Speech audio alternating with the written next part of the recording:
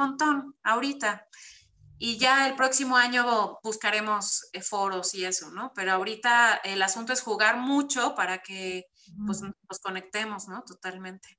Claro, claro, como nada más definir ciertas premisas, ¿no? Y ya. Exactamente. Sí, porque de todas formas tiene que haber un poquito de estructura, por lo menos ponerse de acuerdo en algo. Sí, no, totalmente, totalmente. Pero es un lenguaje completamente distinto al mío, el jazz, ¿no? Mm, Pero me encanta. A mí las cosas que me cuestan trabajo son las que más me gustan. qué bueno. Entonces, está bien, está padre, está padre. Ah, ya estamos. Ok, sí. Listos. Bueno, pues bienvenidos. Quiero dar la bienvenida a toda la gente que nos está viendo a esta desmontaje de la compañía La Manga Video y Danza que dirigen Mario Villa y Gabriela Medina sobre las obras Cartografía y Bellota.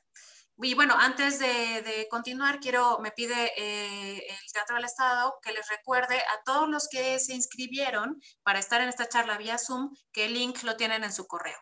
Entonces, bueno, dicho esto, pues La Manga Videodanza, que además es una compañía que ya tiene una trayectoria enorme, que fue fundada en el año de 1994 y que bueno, que se ha presentado en lugares pues México, Canadá, Estados Unidos, El Salvador, Nicaragua, Costa Rica, Perú, Venezuela, Japón, Indonesia y lo que se acumule, pues es una compañía que es esta dupla maravillosa. Justamente estaba hablando hace un segundito con Gaby y a mí me parece que logran fundir maravillosamente la multidisciplina, ¿no? Que no es tan fácil, ¿no? Y hacerlo algo realmente amalgamado. Bueno, Gabriela Medina, quiero dar la bienvenida ahora sí bien a Gabriela Medina, presentarla, que ella es coreógrafa, bailarina, maestra y además es la creadora escénica de ambas piezas, de Bellota y de Cartografía. Bienvenida, Gaby. Muchas gracias.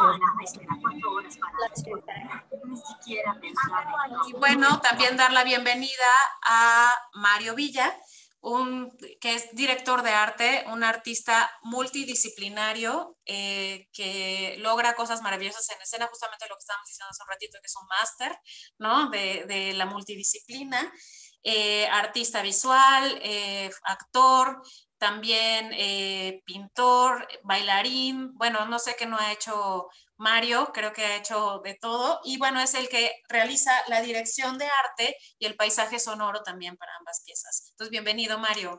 Gracias, Erika. Buenas noches a todos. Y bueno, y también antes de continuar, darle las gracias, por supuesto, a Gabriela y a Mario por sumarse a esta experiencia del Festival Veracruz, Escena Contemporánea. Darle las gracias también al Teatro del Estado Ignacio de la Llave, al Instituto Veracruzano de la Cultura, a todos los artistas que hacen posible este festival y al público que nos sintoniza desde Facebook y que está también hoy con nosotros en esta charla vía Zoom. Entonces, bueno, vamos a empezar con esta charla. Estoy muy emocionada porque es una compañía que a mí me gusta mucho. Justamente estaba hablando con Gaby de eso y que no habíamos tenido la oportunidad, creo, de dialogar en persona, ¿no? Entonces, me gusta mucho que me hayan invitado a ser parte de esta experiencia, que además creo que va a enriquecer muchísimo, no solamente al público, público general, sino también a todos los artistas en formación que nos están sintonizando, que bueno, en Veracruz son muchísimos, ¿no? Y que los va a enriquecer muchísimo con toda su experiencia, con artistas como ustedes que tienen tan claro hacia dónde van en la escena. Entonces, bueno, yo preparé una serie de preguntitas para cada uno de ustedes y después le vamos a dar paso al público a que haga sus preguntas.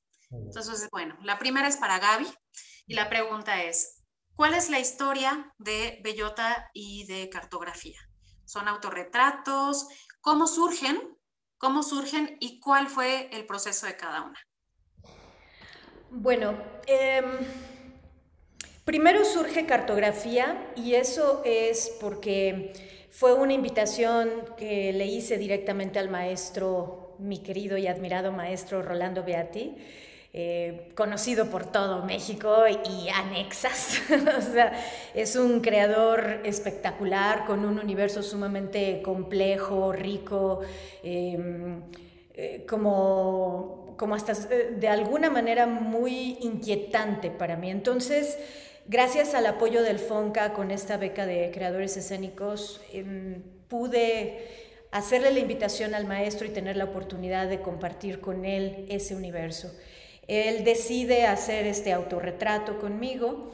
Fue aproximadamente como un año de exploración en donde íbamos Mario y yo a Oaxaca, hacíamos unas residencias ahí en la Casa de los Teatros y me dejaba tareas, en fin. Entonces digamos que fue aproximadamente un año, un poco más de exploración, hasta que finalmente se estrenó en la Casa de los Teatros y luego tuvimos temporada acá en la ciudad en un teatro y en el Teatro de la Danza y así. Cartografía, pues sí, efectivamente, como su nombre lo dice, es un intento por explorar desde la mirada del creador, en este caso el maestro Rolando, a algunas de las vivencias que yo he tenido, pero evidentemente no nada más habla de mi historia, sino también hay una cuestión de ficción ahí. Todo se creó de manera paralela con Mario, quien fue el creador de toda la cama sonora, de la iluminación y por supuesto de la parte visual.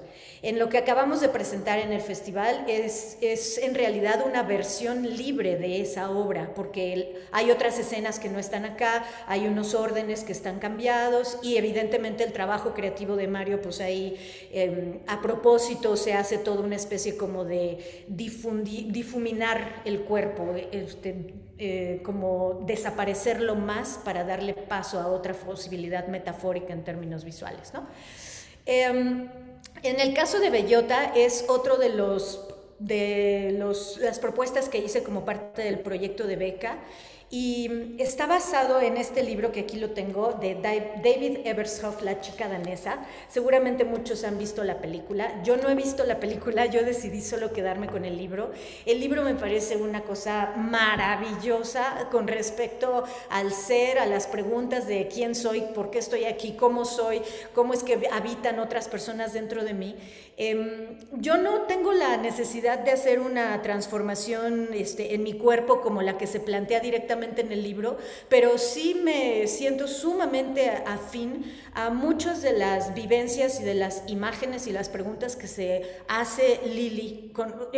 Lili y Eisner, o sea, es así como quién es quién. Es una historia maravillosa que a mí me ayudó mucho a abrir una puerta más con respecto a esta locura que yo percibo claramente en mi interior, de que ahí dice, vive otra persona dentro de mí. Yo digo que dentro de mí viven muchas personas y tengo que dialogar con todas ellas todos los días y a veces sale más un monstruo que otro y pues hay que estar ahí. Entonces, un poco eso es Bellota. Hasta ahorita es una obra pequeñita, tal vez dé para más o tal vez no lo sé, pero pues es un intento de eso, ¿no? De plantear estas preguntas existenciales tan tremendas que se ha hecho la humanidad desde... no soy la única. Muchas gracias. Y sí, el maestro Rolando Beati es uno de los íconos de la danza, un coreógrafo maravilloso y un ser humano. Tuve la oportunidad hace poco de poder charlar con él en ciertas cosas que estábamos y me parece además un ser humano increíble, honesto, directo y bueno, trabajar con él, qué experiencia más bonita. Y esto me lleva a hacerte esta pregunta. Tú eres una intérprete, Gaby, muy emocional. O sea, siempre que te veo, siento que tus emociones están a flor de piel y que trabajas mucho a partir de la emoción, cosa que a mí me encanta porque conecto mucho con eso. ¿Cómo fue el trabajo con el maestro Rolando en este sentido para cartografía? Fue horrible. Horrible, porque justamente, y también ese era el reto, o sea, yo quería justamente trabajar con creadores que me obligaran a hacer cosas que normalmente no haría, porque efectivamente, sí, las emociones a mí todo el tiempo están ahí, ¿no? Y entonces pues me cuesta mucho trabajo cancelarlas y soy emoción todo el tiempo. Y justamente el maestro Rolando lo que decía era, ¡no! No quiero eso, quiero solo rayas, solo líneas, o quiero solo giros, y yo, pero yo no sé girar, Rolando, pues no me importa. Entonces me ponía muchas tareas, muchas de ellas eran desde el terreno de la fisicalidad. Y eso fue muy difícil, por eso te digo que fue horrible, sufrí tremendamente el proceso, pero lo agradecí muchísimo. Era de estas relaciones de amor-odio terribles. O sea, iba yo para Oaxaca y llegaba yo con mucho temor, porque aunque yo había hecho mucho la tarea, según yo lo que él me había pedido, sabía que cuando se lo presentara iba a decir que no. Y así era, efectivamente, cada residencia que íbamos, yo pensaba que íbamos avanzando y no. Y unas 2 o 3 semanas antes del estreno, cambió todo. O sea, montó 25 minutos y yo decía, Rolando, qué horror.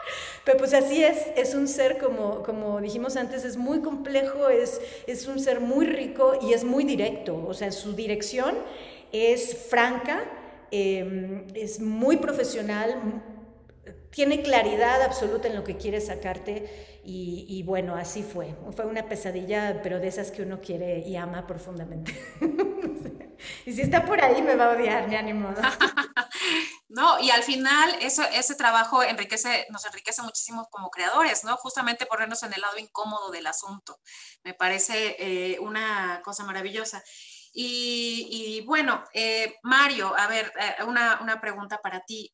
¿Cuál es la idea del universo multidisciplinario de ambas piezas? Bueno, vienen bajo conceptos muy distintos porque cartografía todo el tiempo se pensó para escena.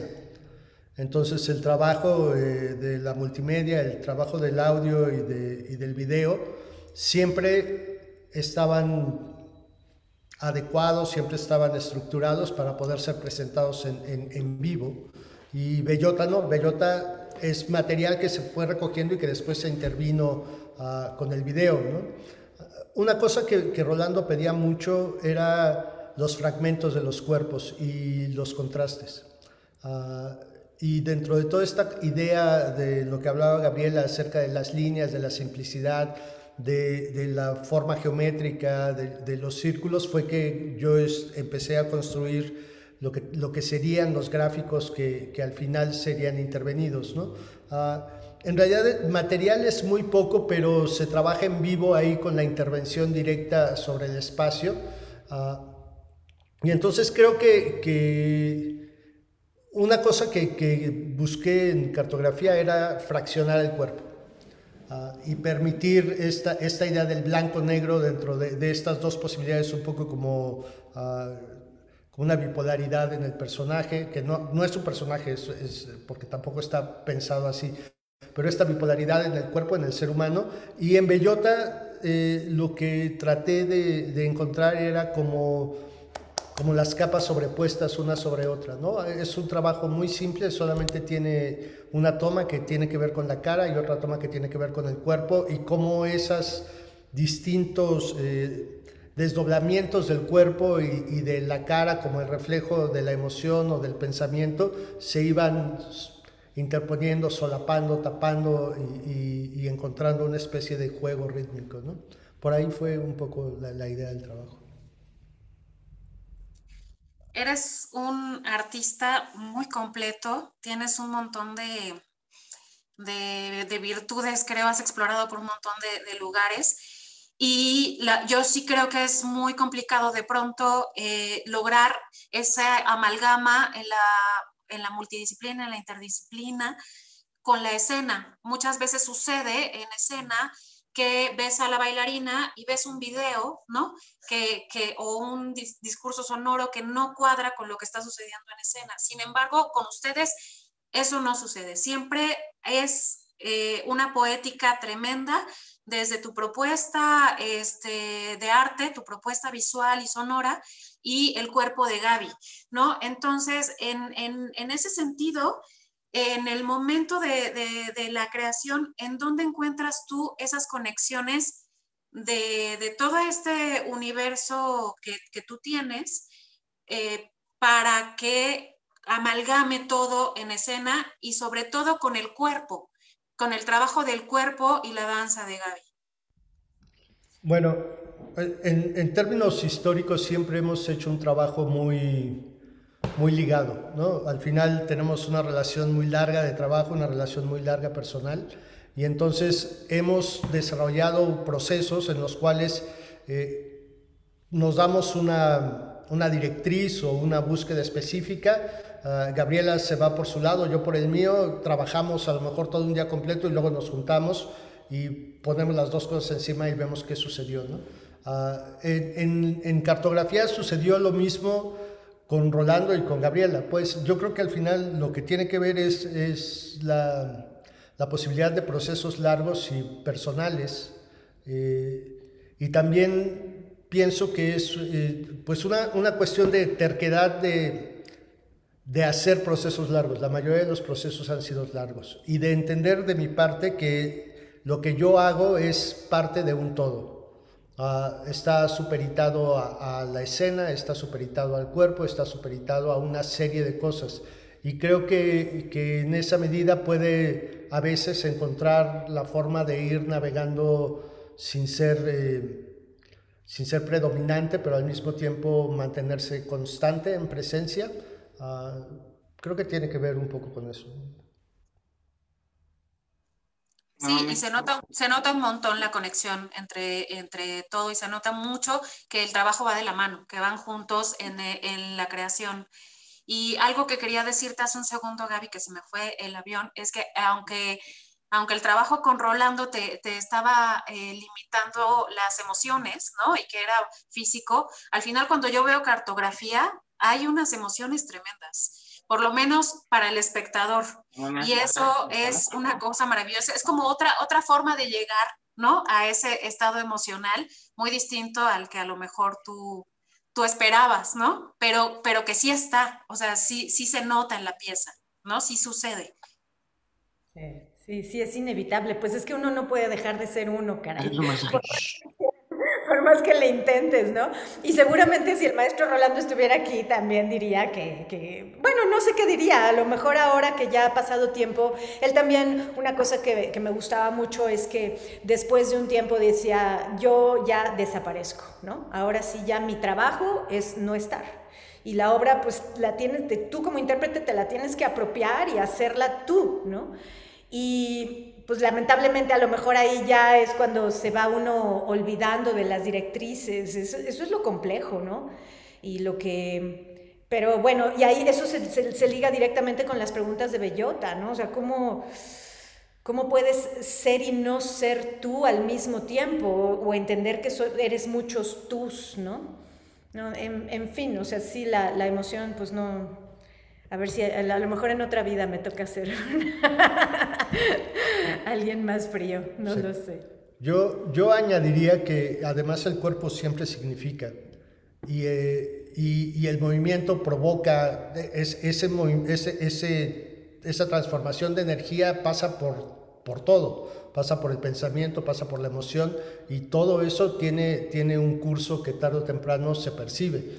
Entonces, a pesar de que pudiera pensarse que el movimiento como tal no genera emoción, yo creo que en cartografía sí se da y hay trabajos que uno pudiera verlos en términos muy físicos y que están estructurados desde la no emoción y que terminan siendo tremendamente conmovedores, ¿no? Para el espectador, a pesar de que el intérprete tenga una directriz muy puntual con respecto a minimizar o a entibiar o a ensordecer las emociones, el cuerpo siempre significa y al final nuestra percepción del cuerpo siempre pasa por lo emotivo, porque todo lo recibimos a través del cuerpo y del cuerpo de los demás, ¿no? Sí, totalmente, totalmente. Y esto me lleva a mi siguiente pregunta para Gaby, que es, tú como artista del cuerpo, ¿no? ¿Cuál es tu concepción del cuerpo exactamente? Tu concepción del cuerpo para la escena en tu discurso interpretativo personal. ¿Cuál es? tu concepción del cuerpo ahora con toda la trayectoria que ya tienes en relación a cuando eras una bailarina que empezaba, ¿no?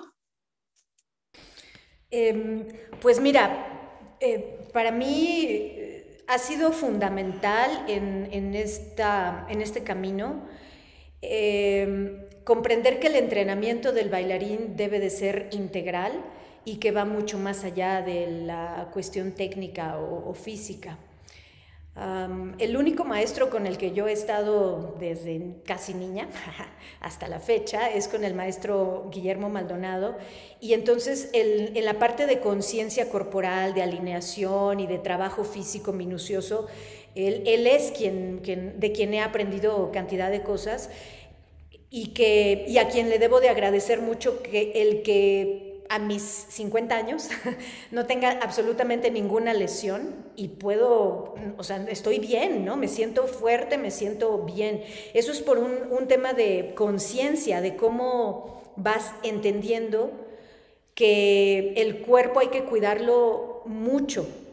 Y a veces en ciertas edades hacemos todo y lo que sea, y fracturas, lesiones que vas cargando el resto de tu vida y después muy difícilmente las puedes ignorar, ¿no?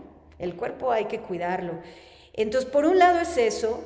Por otro lado, he tomado también clases con maestros que me formaron cuando era jovencita, como Evangelina Villalón. Hoy que estaba viendo, por ejemplo, un examen de la maestra Villalón, fue maravilloso verla 30 años después reinventándose y cómo entendiendo que la técnica y cómo habla. Y entonces cuando yo la escuchaba decía, claro, es que estas personas me formaron a mí, y cada una me fue depositando a su manera esta semilla de que hay que cuidar el cuerpo, es algo sagrado.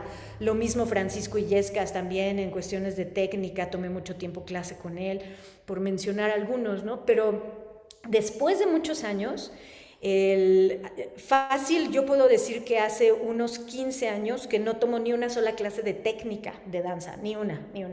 Mi entrenamiento se fue para otro lado. Hace 10 años aproximadamente llegué a yoga, específicamente Bikram Yoga.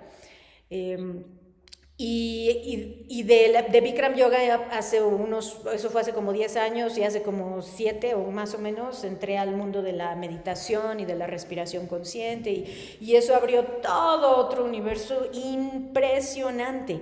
Ahí sí, cuando entré a estudiar más lo que es la respiración, sí me di cuenta de que ese es un tema que hace falta en la formación de los bailarines. Desde mi perspectiva, la respiración debería de ser una asignatura de tronco común para todo mundo. O sea, simplemente aprender a respirar, a manipular tu respiración, a controlarla. Fue impresionante cuando empecé a estudiar eso fue con el maestro Ulises Calatayud, específicamente la ciencia de la física mental. Me di cuenta de que era un conocimiento importantísimo para la escena, y desde entonces lo practico casi todos los días. Siempre que voy a entrar a escena hago toda una serie de ejercicios de respiración consciente muy profundos que me van llevando a este espacio de centrarme. Entonces, para mí el cuerpo, si yo pudiera, como ahorita pensando en voz alta, si pudiera resumirlo a unas cuantas palabras, el cuerpo es aliento, es respiración. Y en la medida en que tú te vuelvas mucho más consciente de cómo puedes observarla y controlarla, entonces puedes controlar lo que piensas, y surge la coreografía del pensamiento, porque pues hay muchos creadores que no le ponemos atención a lo que está pensando el bailarín. En alguna ocasión un grandísimo coreógrafo que admiro profundamente me decía, así literal, no voy a decir nombres, pero decía, a mí me vale madres lo que piense el bailarín. Y para mí fue como, wow. Y hacía obras majestuosas, ¿no? Claro, cada quien tiene distintas maneras de llegarle a la escena y de crear la metáfora. Desde mi perspectiva, es fundamental lo que está pensando el bailarín, porque si tienes un pensamiento incorrecto, la calidad, la sensación, la cualidad, el impulso del movimiento, pues va a decir otra cosa, se va a ir a un lugar diferente. Entonces, cuerpo es respiración, cuerpo es emoción, el cuerpo es integral, es una cuestión holística. Y pues también es la carne, ¿no? Es el músculo, porque tampoco digo que no me entreno, no, si todos los días hago clase y hago clases muy fuertes de tonificación de musculatura profunda, pero alejadas de las técnicas de danza.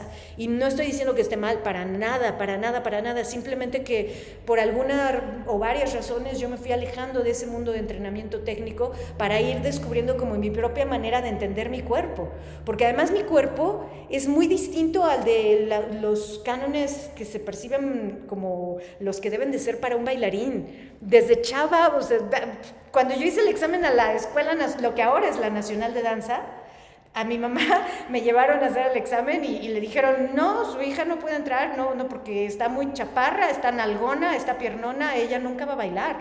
Así se lo dijeron. Y pues fue una cosa muy fuerte que no olvido, porque al mismo tiempo que hoy, gracias a la corporalidad que tengo, le he podido dar algún sentido a mi vida, pues esta corporalidad fue la que impidió en algún momento de mi historia que yo entrara a una escuela donde deseaba muchísimo entrar, ¿no?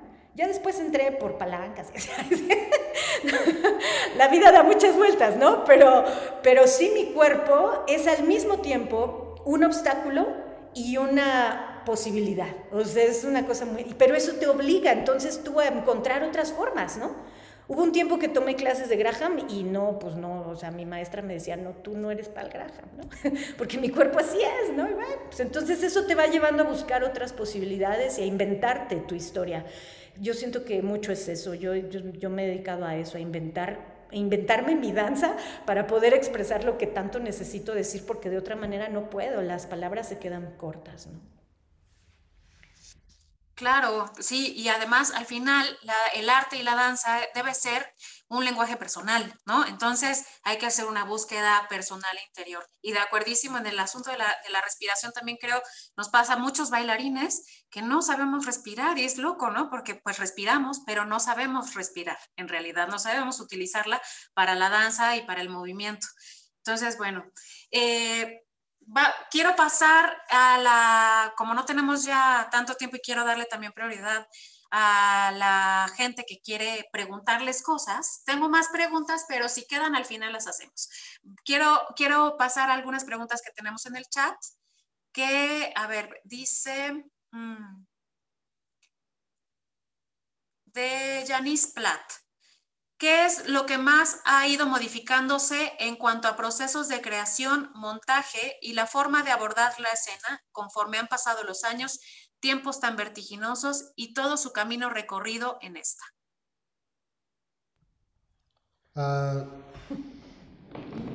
Híjole,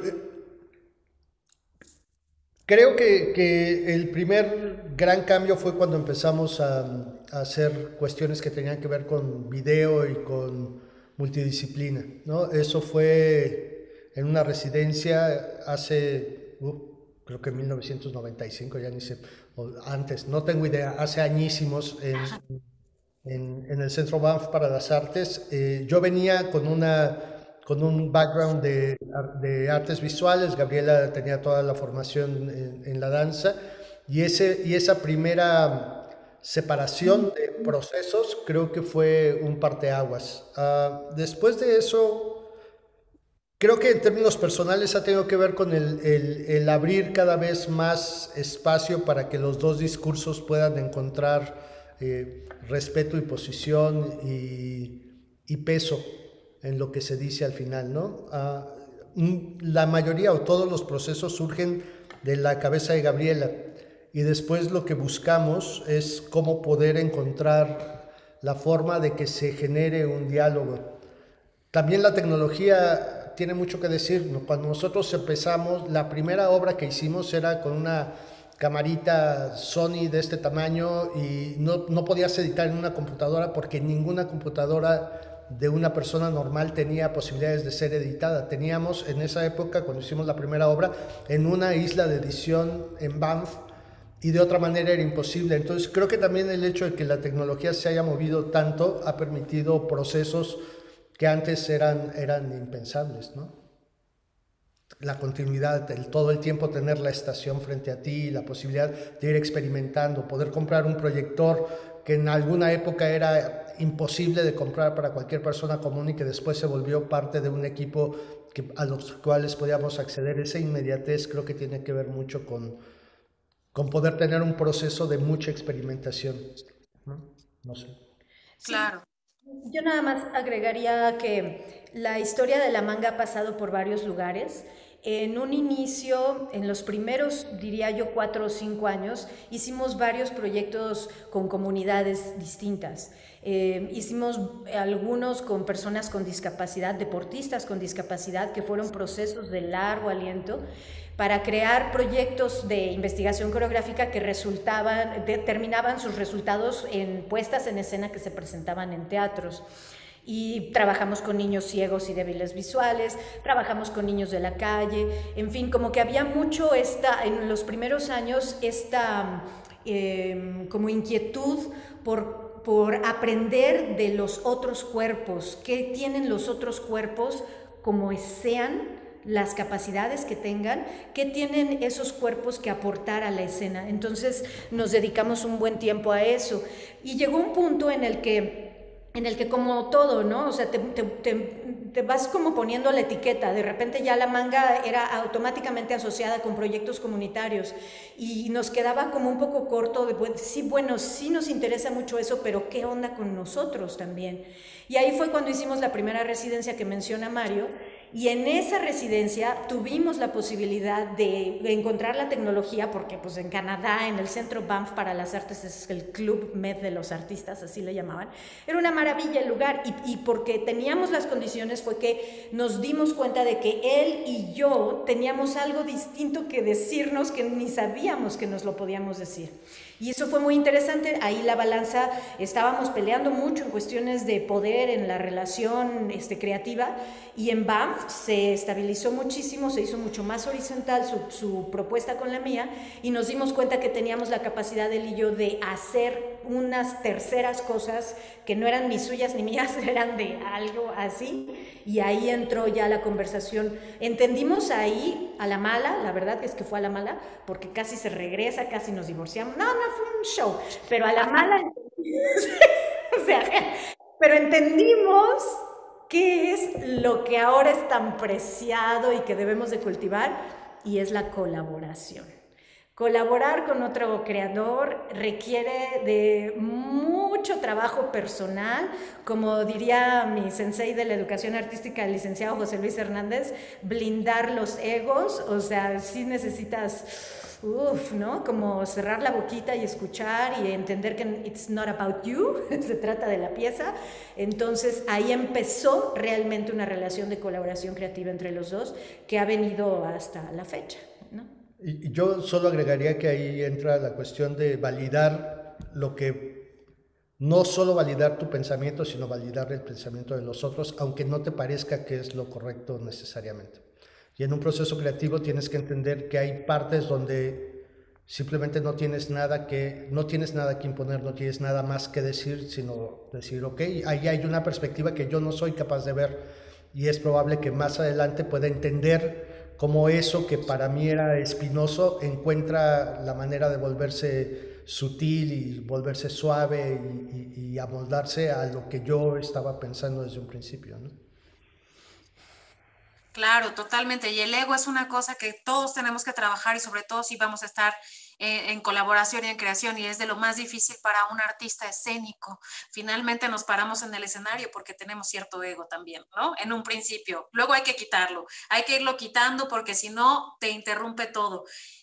Tengo otra pregunta por aquí también de Carolina Sansón, y ella pregunta, dice: a mí me gustaría hacer las siguientes preguntas. ¿Qué oportunidades han encontrado en estas creaciones multidisciplinarias? Entiendo que muchos artistas se han encontrado divididos respecto a estos temas, arte escénico presencial o en video. ¿Qué piensan al respecto? Pues creo que ya no hay manera de quejarse y no tiene ningún sentido. Hay que hacer lo que está en nuestras manos hacer, que además es lo que siempre hacemos, ¿no? O sea, hemos producido de la manera más precaria del mundo. La primera gira que hizo La Manga nos fuimos en camión de México a El Salvador.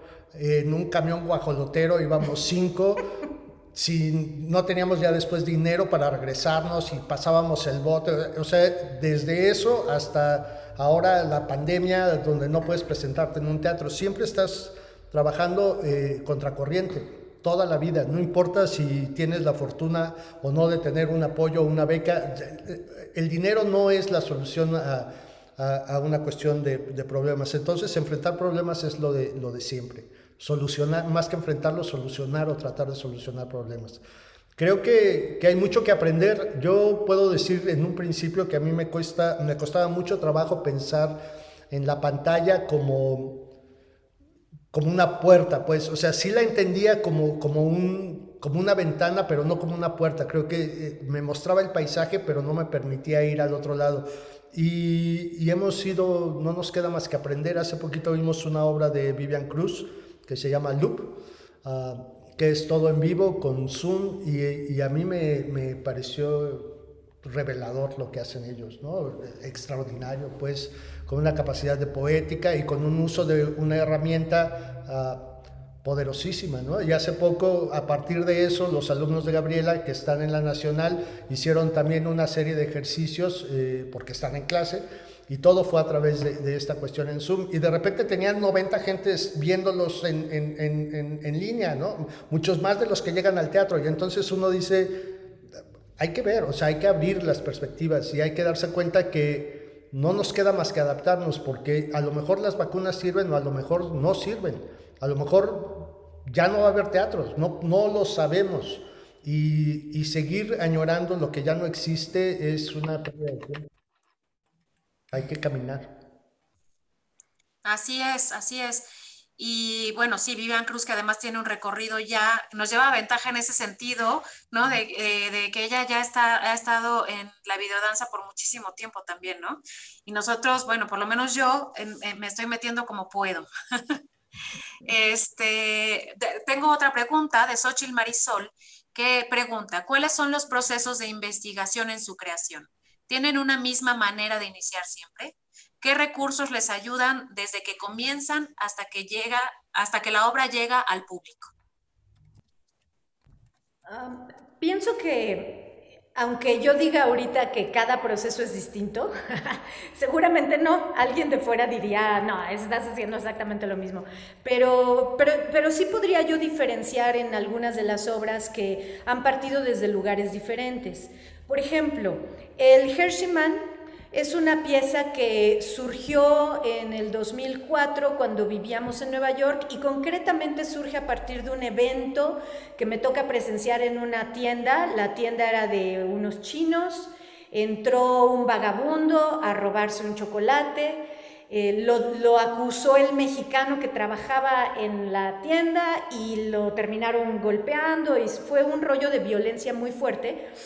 Que yo estaba nada más viendo, así todo pasó en 3 segundos, tal, y de ahí surge esta pregunta de cómo el ser humano puede al mismo tiempo ser un ser absolutamente violento, grotesco, terrible, y por otro lado ser amoroso, ¿no? Como estas historias de algunos del ejército, de los más allegados a Hitler, que podrían haber sido tremendos en lo que hacían, pero llegaban a su casa a besar a sus hijos, ¿no? O sea, esta cosa de que somos los humanos. Entonces, digamos que esa pieza surge de ese evento, y de ahí se desarrolla primero una pieza cortita, después hablando de los recursos o de dónde echamos mano. Tuvimos la fortuna de hacer una residencia artística en Japón, en donde ahí sí yo me atrevería a diferir un poco con lo que dijo Mario de que siempre hay, pues digo que nunca hay que trabajar. En Japón es otra historia. Japón era una cosa extraordinaria, sí, al grado de que te llegaban a decir, Gabriela-san, vamos a decidir el color del programa de mano, y decíamos, pues un rojo, ¿no? Por la violencia. Ah, sí, y abrían así, ¿no? 40,000 posibilidades de rojo, este o este. Y yo, O sea, no sé, pues el que sea, no, pero o este, o sea, desde el diseñador para el programa de mano, era una cosa exquisita, o en el montaje tuvimos ese teatro para nosotros varias semanas antes del estreno, y el jefe de iluminación colocando las luces, y se tenía que dibujar un cuadrado, y entonces literalmente, no estoy exagerando, eran 3 horas para lograr el cuadrado perfecto. Yo lo veía perfecto y el director de iluminación, no, y yo, es que ya está perfecto, por favor, ya déjenlo así. Entonces, Japón es un universo aparte. Y ahí tuvimos unos recursos maravillosos, como también fuimos a Hiroshima para ver en carne propia uno de los ejemplos más devastadores de la violencia a nivel humano en nuestra historia, y un lugar en donde murieron miles de personas, en un segundo desaparecieron. Ahora es un lugar espectacular de lo verde y lo vivo que hay, un memorial divino que han construido en espiral hacia abajo en donde cae agua, la belleza de la estética del japonés, en fin, ¿no? Entonces, ese es como un proceso que hemos vivido. Pero por otro lado, regresando al tema de la respiración, por poner otro ejemplo, el tema de la respiración surge a partir de esto que ya comenté, de que digo, ay, caray, puedes respirar, y puedes respirar por una fosa nasal y sacar por la otra, o sea, de cosas tan básicas, pero cuando las practicas, es como si te hubieran sumergido al fondo del mar y de repente te sacan y dices, ¡oh! O sea, esto soy un mar de cosas, y nada más por alterar mi respiración. Y ese fue un detonador para crear otra obra que se llamó Always, y que igual la hicimos gracias a otra beca, y nos fuimos a hacer una residencia en Indonesia y allá la construimos. Y bueno, entonces digamos que son detonadores distintos los que van impulsando. Generalmente son procesos de muy largo aliento, y pues más o menos espero haber respondido la pregunta. Según yo son distintos. Seguramente alguien de fuera diría, no, siempre hacen todo igual. Yo lo único que diría es que siempre hemos sido muy tercos en ir a buscar lo que nos interesa, y también hemos sido muy afortunados. Cuando hicimos una obra que se llamaba El Jardín del Tartamudo, vimos, el padre de Gabriela le enseñó en la televisión la danza de los flamingos de cuestión de apareamiento, porque le parecía que era muy bella. Y luego, a través de Rosario Manzanos, que conocía a una gente que estaba en las reservas naturales, pudimos ir a Ría Lagartos con el músico. Íbamos Gabriela, el músico que es Carlos Nicolau, la esposa de Carlos, y Claudia Norman, y yo. Y entonces nos trepaban a una lanchita en la mañana, nos llevaban a un islote, ahí nos tirábamos en el piso y nos quedábamos todo el día viendo los flamingos. Así nos pasamos como 5 días. Y era lo único que hacíamos, o sea, en la lanchita, y ahí tirados todo el día viendo los flamingos. No, y una cosa, perdón, nada más de eso, una cosa divina de vivencias, ¿no? Porque es cierto, nos trepaban en la lanchita a las 4 de la mañana cuando todavía era oscuro, y íbamos en la lanchita, ¿no? Y después de 40 minutos, de repente se veía a lo lejos una línea rosa, pero rosa así divina, que rompía el mar. Y decías, ¿y eso qué es? Y entonces iba saliendo más el sol, nos iba acercando más la lanchita, y la línea finita se iba haciendo cada vez más ancha, más ancha, más ancha. Pues eran los miles de flamencos que vivían en esa isla, y poco a poco se iban llenando más del sonido, que no había nada, una cosa divina, ¿no? Y llegaban, si nos dejaban en la mano. Y Carlo es todo un personaje, el músico, el compositor. De repente estábamos así todos quietos, no sé qué, y veíamos cómo los flamencos empezaban como a agitarse, ¿no? Y nosotros, ¿qué pasa? No, pues Carlo con su micrófono y sus bocinitas, así, ¿no? Y nosotros, no, Carlo, porque si nos teníamos instrucciones clarísimas de que no podíamos espantarlos, porque si los espantábamos, corríamos el riesgo de, ¡pum!, se iban de la reserva. Entonces teníamos así, y Carlo, como estaba clavado en él grabar a los flamencos, no se daba cuenta y agitaba todo, ¿no? O sea, eran unas vivencias bien bonitas. Es muy cierto lo que dice Mario, sí hemos tratado siempre de buscar, nos interesa algo, pues a ver, vamos a vivirlo más que imaginarlo, ¿no? Perdón, interrumpí. No. Claro, no, bueno, muchísimas gracias. Y bueno, tenemos que ir cerrando, ¿no? Pero antes de cerrar, quiero cerrar haciéndoles esta pregunta. que es qué sigue para la manga, video y danza, para la compañía, qué planes tienen, hacia dónde van en este 2021, 2022, hacia dónde van. Pues bueno, yo creo que las prioridades van cambiando. Ahorita tenemos desde hace 3 años, con toda esta cuestión del acercamiento a la práctica de yoga, abrimos un espacio.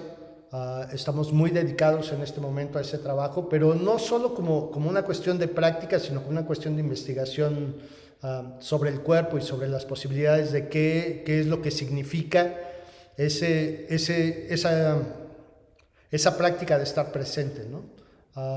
Y este mismo espacio ha dado posibilidades. Hace poco se hizo todo un taller de investigación que realizó Gabriela con bailarines y actores, y luego se hizo una presentación, y luego han venido los chavos a bailar. Entonces, creo que hay un momento un poquito como no de pausa, pero sí como como mirar con una distancia prudente el proceso creativo. La verdad es que esto de Veracruz nos cayó súper padre, porque después de lo de Rolando habíamos estado como muy dedicados al estudio, y esto nos volvió a meter en esa dinámica de encontrar o de acercarse a la parte creativa, ¿no? ¿Quién sabe qué vaya a pasar? ¿Quién sabe qué va a pasar con nada, ¿no? Entonces, ¿quién sabe qué vaya a pasar con la manga? Aquí seguiremos, de una u otra manera seguiremos produciendo, ¿qué? No sé.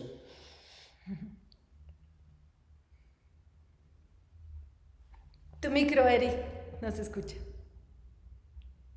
Estás apagada, ya. Perdón, ahí voy, ahora sí. Hay una pregunta más en el chat, nada más para no dejarla ahí al aire, que dicen, ¿podrían hablar un poco acerca del trabajo que hicieron en los 90s con personas con discapacidad física?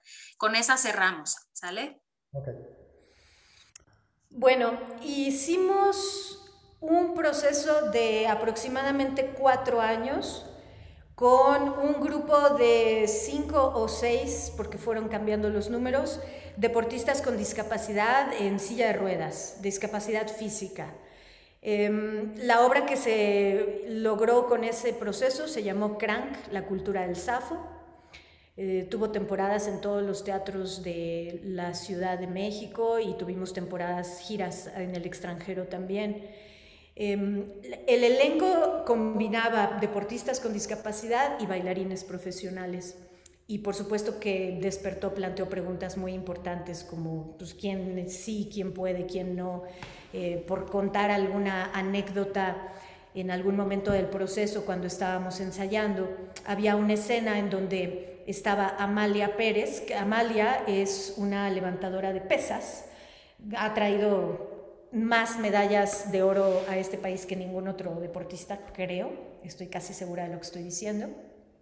Y ella estaba haciendo unos movimientos en piso que eran parte de una secuencia coreográfica junto a una bailarina profesional. Y entonces lo pasábamos y nada más no salía y no salía, hasta que la bailarina se detiene y nos dice, es que yo no puedo hacer lo que hace Amalia.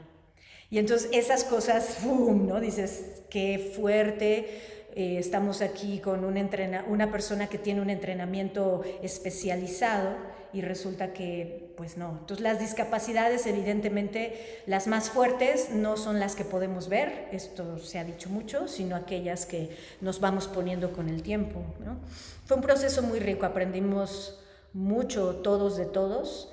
La obra hablaba, por supuesto, de la discriminación, de esta posibilidad que se nos hace muy fácil para decir tú sí, tú no. Se llamaba la cultura del Safo precisamente por eso, ¿no? Así yo contigo, Safo, Safo, Safo, y en fin. Luego hicimos otro proceso también largo con niños ciegos y débiles visuales, y se fue muy bello. Era un grupo como de 9 chavitos, y con algunas bailarinas que, más que bailarinas, las llamábamos como los ángeles o los guardianes, que ayudaban a mover a los niños de una posición en el escenario a otra. La escenografía eran papel corrugado con papel liso, en fin, para que los chavitos pudieran entender dónde estaba el frente y tal. y tuvimos una temporada en el Foro Experimental, una obra también muy poderosa. Quienes más sufrían eran los famosos monitoras o ángeles, porque cuando se hacía oscuro, pues para los niños no había ninguna diferencia, ¿no? Y ellas eran las que les decían en segunda llamada, tranquilos niños, no se muevan porque ya se va a poner oscuro. Y los niños, ay maestra, no, cosas así como eso, a mí qué me importa, ¿no? Y cosas muy bellas que sucedieron, mágicas, de que ellas tenían que acomodar a los chicos, de moverlos en la oscuridad, y los niños se movían y se acomodaban solos, luego hasta se burlaban de las maestras, en fin, también se mueve la balanza mucho, ¿no? De qué es lo que tenemos y lo que no tenemos, las capacidades o las discapacidades con las que vivimos y las que nos vamos inventando. No sé si quieras... Mucho, además de esos otros procesos con gente que no estaba en escena, con adultos que no bailaban o que no tenían una formación de danza, tenía que ver con entender lo que decía Gabriela hace un momento, ¿no? ¿Qué es lo que tiene el otro cuerpo para dar a escena, ¿no? Y dentro de eso había posibilidades y la gente sin discapacidad hacían cosas extraordinarias y resolvían de manera que un bailarín normal no iba a resolver. Y además, al principio la manga trabajaba más con actores que con bailarines. Gabriela era la única bailarina, creo. Estaba Ulises Martínez, que venía con una formación de actor.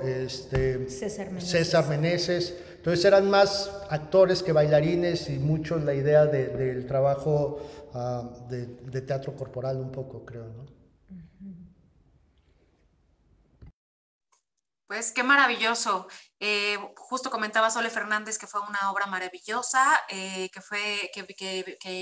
lo vio y que bueno, que fue maravilloso. Yo quiero agradecerles, Gaby, Mario, por esta apertura, por esta maravillosa charla. La verdad es que yo la he disfrutado muchísimo. Yo creo que ha sido enriquecedor para todo el mundo. Ha sido una maravillosa experiencia. Les agradezco infinitamente que hayan aceptado el estar aquí y que hayamos podido tener este espacio de conversación de casi una hora. Muchísimas gracias. No sé si quieran agregar algo para despedirnos. Gaby. Dar las gracias. Gracias a ti, Eri, porque me dio muchísimo gusto conocerte. Como te dije antes de la charla, admiro mucho tu trabajo, me encanta lo que haces y estábamos muy felices de que tú fueras a compartir este espacio con nosotros. Por supuesto, muchísimas gracias a Guadalupe Barrientos, la directora. Gracias por la invitación, por confiar en nuestro trabajo. Y a mi querido, amadísimo maestro Joaquín López Chapman. Él fue maestro de la licenciatura cuando me tocó ser su alumna allá. Gracias, Chas, si andas por ahí, muchas gracias por habernos contactado y darnos esta oportunidad. Y gracias a Valerie por toda la lata que le dimos, a todo el equipo del festival. Ayer vimos un poco de la charla y todo está padrísimo, ¿eh? Qué bonito, qué lindo que están haciendo esto. Nos hace mucha falta, son como bálsamos, ¿no? Para refrescarnos ahora en esta pandemia. Gracias, de verdad. Gracias. Muchas gracias. Es mutuo, la admiración es mutua, Gaby, te lo dije también hace rato. La verdad es que sigo su trabajo hace mucho tiempo y también fui muy feliz cuando me invitaron a moderar esta plática. Dije, es mi oportunidad de sacarles el jugo. Entonces, bueno, yo también quiero agradecer al Instituto Veracruzano de la Cultura, agradecer al Teatro del Estado, agradecer también a todos los que nos sintonizaron durante toda esta casi hora en esta charla por Facebook. Y bueno, recordarles, me piden también que les recuerde que sigue la programación hasta el 19 de diciembre del Festival Veracruz Escena Contemporánea, que ya como decía Gaby, es un festival que es su segunda edición y que de verdad tiene una calidad impresionante, está muy bien curado y todas las piezas que van a ver, todas las charlas que van a ver es de gente realmente, artistas maravillosos de la escena, no solamente mexicana, sino también mirando hacia el sur. Y por cierto, hablando de Vivian Cruz, también mañana se presenta Vivian Cruz con Loop, justamente esta obra de la que estaban platicando hace un ratito Mario. Entonces, pues bueno, les agradezco y hasta aquí cerramos nuestra transmisión en Facebook. Muchísimas gracias a todos.